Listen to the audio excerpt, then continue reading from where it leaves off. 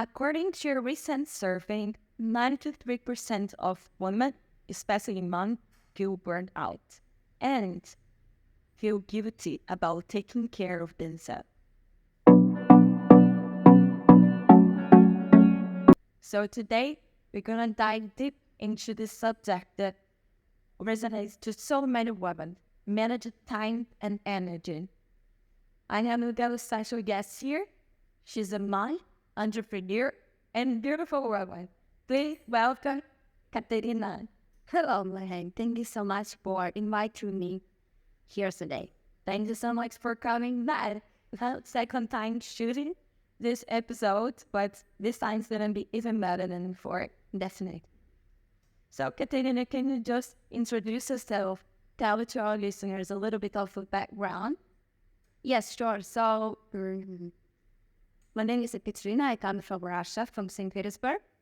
I have an Argentinian husband and a daughter. She's 2 years old.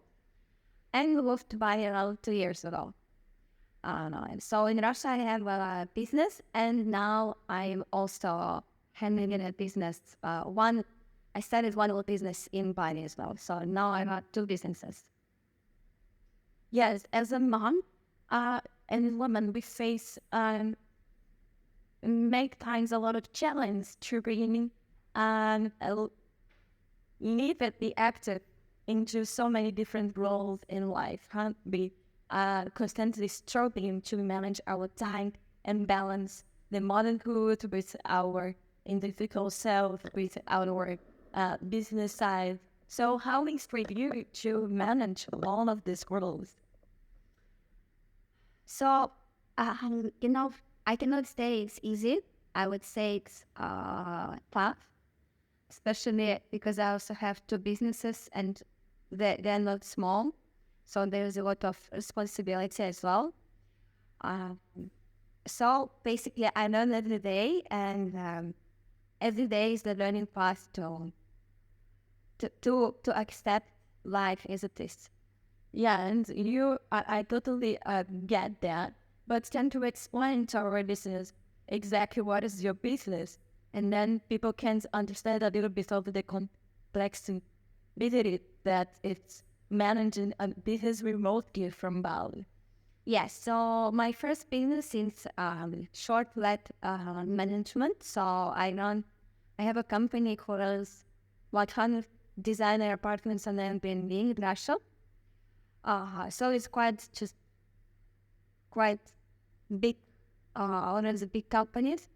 And the second business I started 1 year ago, when my daughter was only 1 year old, is development, real estate development here in Bali. Yeah, which is also related with your business that you have in Russia to help. Yes.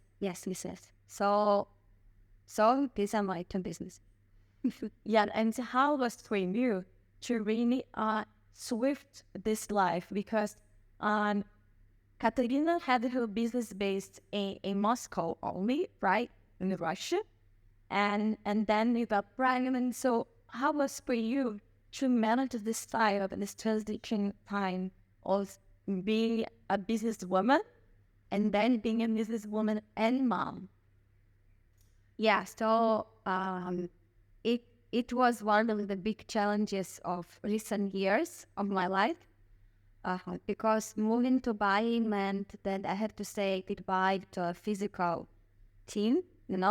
I didn't have an office anymore. All my friends were born, all my families still they live in Russia.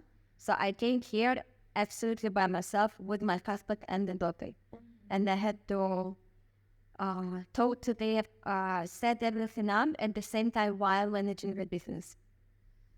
And so it's not easy. It is possible, not easy. So if anyone is doing that, just get ready. It will be stressful. No, it is very stressful. It's fascinating to learn, but like this new phase of your life, like understanding you have a newborn really leans you, but at the same time you have the business to run. So once you could point it out as the most challenge moment for you in this period of having a newborn and still having to work while you were still adjusting your life here back to Bali? So I would say that the biggest challenge was to be fully alone here,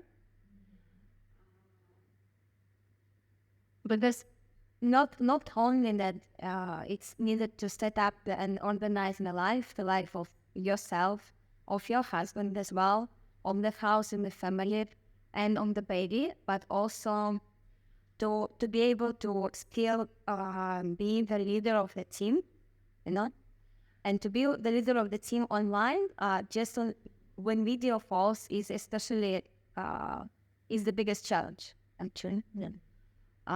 Because it's new and all the team is adjusting to that, and it takes a lot of time, and it takes time as well to just still keep proving that you are a leader, even though you live in Bali and they work there, you know. Because the approach can be different, especially with different, I don't know, mentalities of approach to work here and in Russia. So this was the main challenge. Yeah, I can imagine. And for you, how was to really lead your team from here? Because you had to overcome when you came back, managing your life remotely, managing a business reality, adjusting your life without a support network, like without a family, then you had to research for some kind of help, adjusting the time zone. Yes, because the working hours, the time zone is even different. So you had to overcome a lot of things. But talking about your business now, what was the most challenge part? Yeah, so the biggest challenge was how to say, to keep the leadership positions away from the team. So how I was doing that is by switching the management habits, switching the management actions. Yeah. So to manage the team online requires, at least for me, right? I'm just speaking about me. So this requires full transparency and full honesty, because you cannot have any physical contacts in which so basically you cannot include any non-verbal communication skills. You should only communicate verbally. So that taught me to really choose the right words in order to manage the thing, and basically improve my verbal skills a lot, because only based on this I can manage my team, and that's the only way. No, yeah, it sounds very stressful and challenge. So I'm quite sure that for you, this even more stressful having to, on top of that, managing your child. So I remember you came back to Bali. Akina was 5 months. Yeah, she was. Yes. So it was a new environment for her, like about clashing of people, being away from friends and relatives. Yeah. So how was back then for you to be managing all of this, like so much going on, and then after that you still like, oh, I finished this stage and then I can move towards like my goals and my life again. So yeah, so one was repeating the question, how was the challenge for you, like that you faced by when you arrived, and then when was the moment that you felt like, hey, I can breathe again? What are the tools that you think that really helped you? Yeah. So what really helped me is As we arrived here to Bali, and it was absolutely new for me, and I almost didn't have friends here. And at first, I was getting stressed about it. Because many things you don't know. The culture is really, really different from Russia and from Europe as well. So what I did was basically I maximized. I let myself be as stressed as I needed. And also, of course, I really started to be more social, and I started going to the gym a lot. Because when you really, that's the truth, when you go to the gym, when you have the stress, you receive the hormones like but hormones of happiness, which actually balance your stress, Yeah, endorphin and dopamine. Yes, and probably that's one of the secrets why everyone in Bali is fit as well, because probably everyone is moving, and then they just need to be fit, need to release the stress of moving and of different culture. Yeah.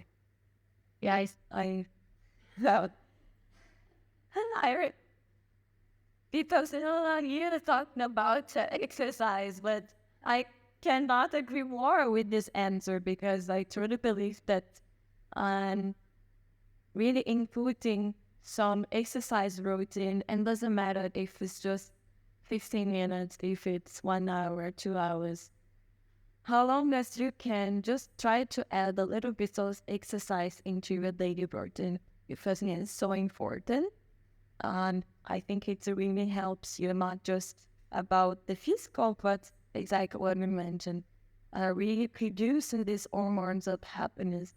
And it really helps us to really balance our thoughts and really reset the level of stress and the food.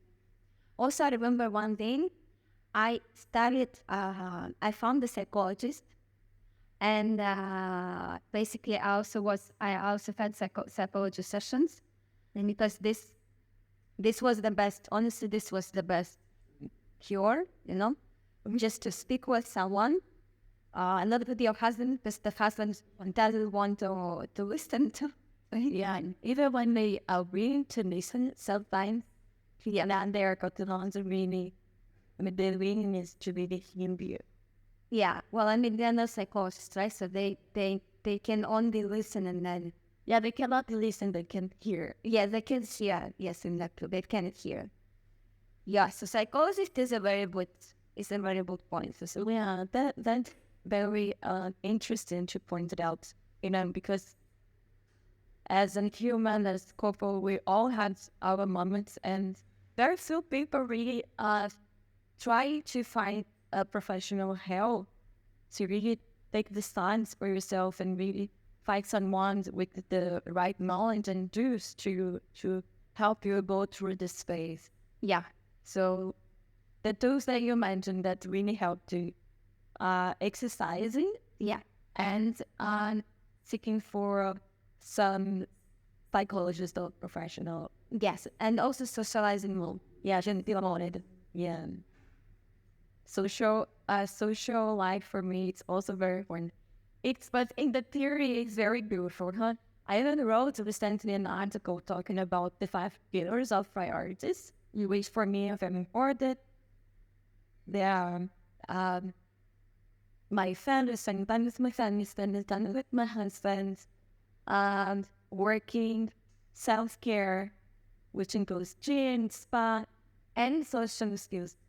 But now I'm feeling overwhelmed because the amount of work, it's been so much. And it's a balance, because there will be some parts that's not going to be full in some period, but it's up to us to understand it's just a phase, and then you really try to balance this. And for me right now, my social life, which was amazing, it's been suffering quite a lot. I was a person who used to go out basically every day. I know I barely go out on the weekends. But it's part of life. We have to always try to find out balance. Definitely. Yeah. Yeah. So, as we wrap up our conversation, Ekaterina, what are the advices that you would give to the people who are listening to us about managing their time? What are the tools and what are the things that you think that is easier for any mom anywhere in the world with any budget? So I think the best advice anyone could receive is if you're overwhelmed, right? If you're the overwhelmed mom, just do like simple. It's very simple. Just eliminate, write down what are the things that you think you need to do, and then eliminate absolutely everything. The more you can eliminate, the better. The more free you are, the more your mind is free, the happier you are. So prioritize on 2 maximum 3 priorities in your life and just focus on that, and just what takes the energy is trying to do everything all at once. So this is the most stressful for me. So just don't do it. Just don't overwhelm yourself, because you have the power over the time and over your actions. So just really manage your thoughts, and then the right actions will come in place. I totally agree. I truly believe that setting priorities doesn't mean what are your priorities, but really have in mind what it is. It's the first step. And then really trying to manage the time and putting this onto your schedule.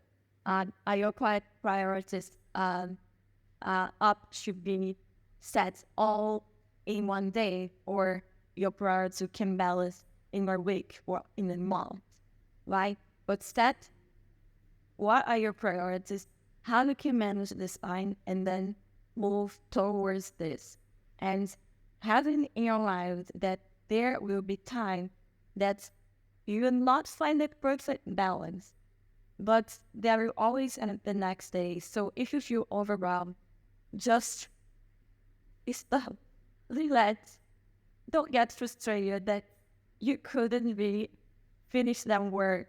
Don't go to sleep at 3 a.m. like I did last night.